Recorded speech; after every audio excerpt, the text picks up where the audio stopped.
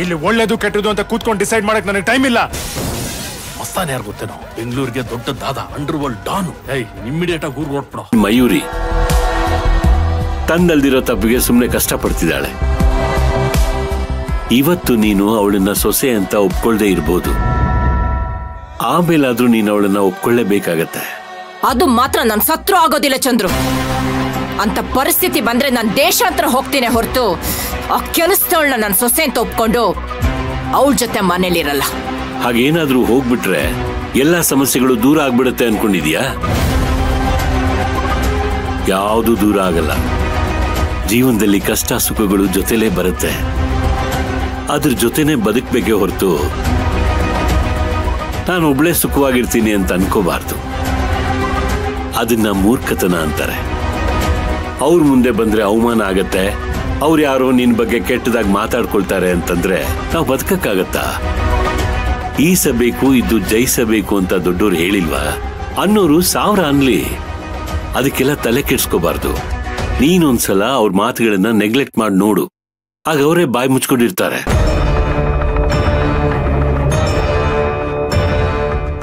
ರಾಜೇಶ್ವರಿ, ನಾವಿವತ್ತು ಈ ಮಟ್ಟಿಗೆ ಬಂದಿದ್ದೀವಿ ಅಂತಂದ್ರೆ ನಾವೇನ್ ಸುಖದ ದಾರಿಲಿ ನಡೆದು ಬಂದಿಲ್ಲ. ಇಂಥ ಅವಮಾನಗಳನ್ನೆಲ್ಲ ಸಹಿಸ್ಕೊಂಡೇ ಬಂದಿದ್ದೀವಿ.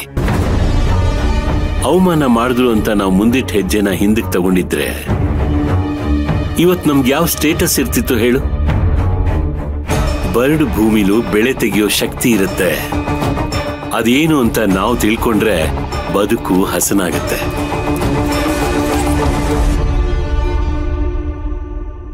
ಇಷ್ಟು ಹೇಳಿದ್ಮೇಲೂ ನೀನು ಹೋಗ್ತೀನಿ ಅಂತ ಹೇಳಿದ್ರೆ ನಾನು ನಿನ್ ತಡೆಯೋಲ್ಲ. ಹೋಗ್ಬೋದು.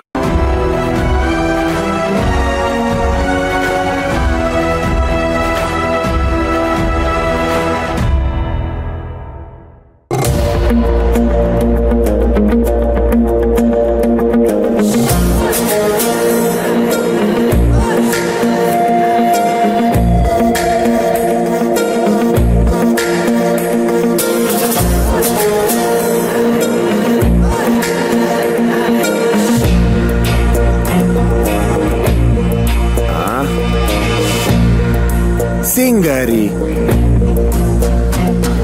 ಯಾಕೆ ನಾಚ್ಕೋತಿದ್ಯಾ?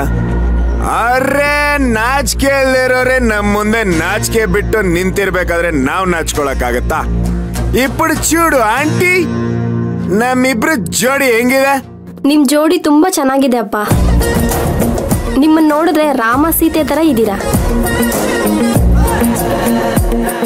ಅರೆ, ಥ್ಯಾಂಕ್ ಯು ಆಂಟಿ. ಅದಕ್ಕೆ ಆಂಟಿ ನಾವಿಬ್ರು ಜೋಡಿ ಆಗಿರೋದು.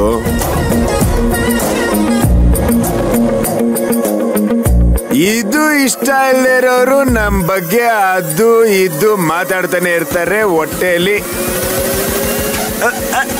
ಉರಿ ಆಗ್ತಾನೆ ಇರುತ್ತೆ.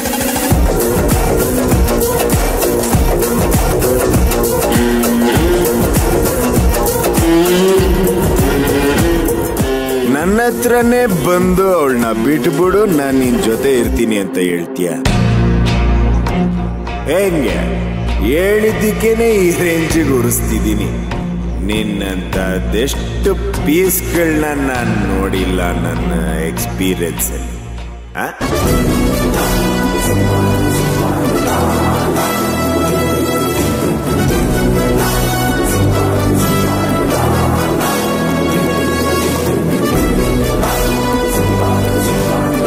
ಡಾರ್ಲಿಂಗ್, ಬಿಸಿಲು ಜಾಸ್ತಿ ಆಗ್ತಿದ್ಯಾ? ಒಂದೇ ಒಂದ್ ನಿಮಿಷ ಕೊಡು. ಕಾರಲ್ಲಿ ಛತ್ರಿ ಇದೆ, ನಿನ್ಗೋಸ್ಕರನೇ ತಂದಿಟ್ಟಿದ್ದೀನಿ. ತಗೊಂಬಂದ್ಬಿಡ್ಲಾ? ಚಿಕ್ಕಿಟ್ಮಾನ್ರೆ, ಅದೆಲ್ಲ ಏನು ಬೇಡ.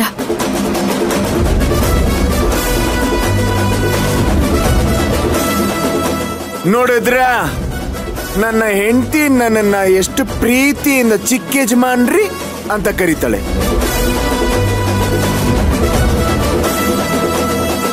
ಈ ತರ ಬಂಗಾರದಂತ ಹುಡುಗಿನ ಹೆಂಡತಿಯಾಗಿ ಪಡೆಯೋದಕ್ಕೆ ನಾನೇ ಅದೃಷ್ಟವಂತ ಅಲ್ವಾ? ಅಲ್ವಾ ಅಲ್ವಾ?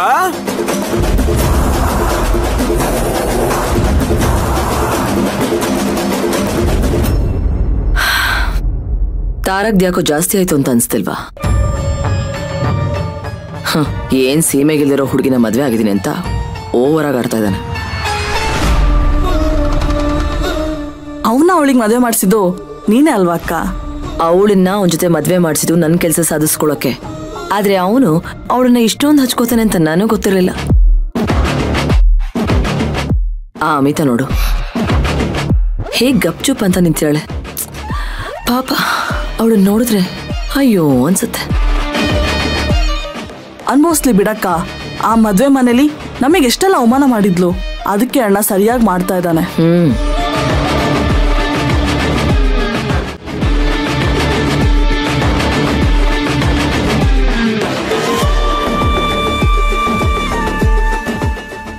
ಡ್ಯಾಡ್, ದಾರಿ ತಪ್ಪಿದ್ದ ತೇರನ್ನ ಮತ್ತೆ ಸರಿ ದಾರಿ ಕರ್ಕೊಂಬಂದ್ಬಿಟ್ಟಿದ್ದೀರಾ? ಅದು ಅದರದೇ ದಾರಿಲಿ ಹೋಗ್ತಿದ್ರೆ ಬಿಟ್ಬಿಡ್ಬೇಕು ಡ್ಯಾಡ್. ತುಂಬಾ ತಲೆ ಕೆಡ್ಸ್ಕೊಳಕ್ ಹೋಗ್ಬಾರ್ದು. ತಾರಕ್, ಸುಮ್ನೆ ಇರೋ. ಪೂಜೆ ಮಾಡೋ ಟೈಮ್ನಲ್ಲಿ ಸೈಲೆಂಟ್ ಆಗಿರೋ. ನಾನ್ ಸೈಲೆಂಟ್ ಆಗಿರ್ತೀನಿ ಡ್ಯಾಡ್, ಆದ್ರೆ ನನ್ನ ಎದುರುಗಡೆ ಇರೋರು ನನ್ನನ್ನು ಹೀಗೆ ಗುರ್ರಾಯಿಸ್ತಾ ಇದ್ರೆ ವೈಲೆಂಟ್ ಆಗ್ಬಿಡ್ತೀನಿ.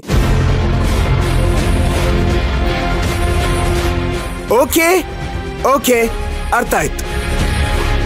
ಈಗ ನಾನೇ ಬಾಯಿ ಕೈ.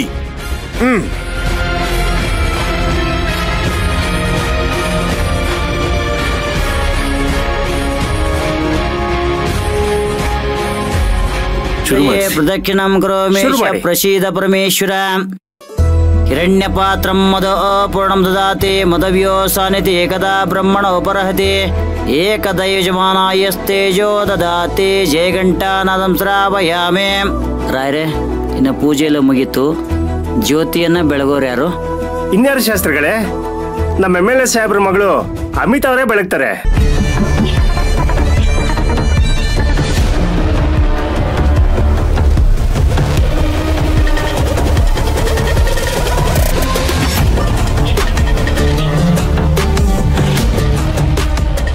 ಅಕ್ಕ, ನಮಗವಳು ಎಷ್ಟೆಲ್ಲ ಅವಮಾನ ಮಾಡಿದಾಳೆ.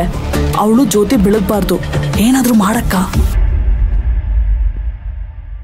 ಜ್ಯೋತಿಯನ್ನ ಬೆಳಗಿಸ್ಬೇಕು.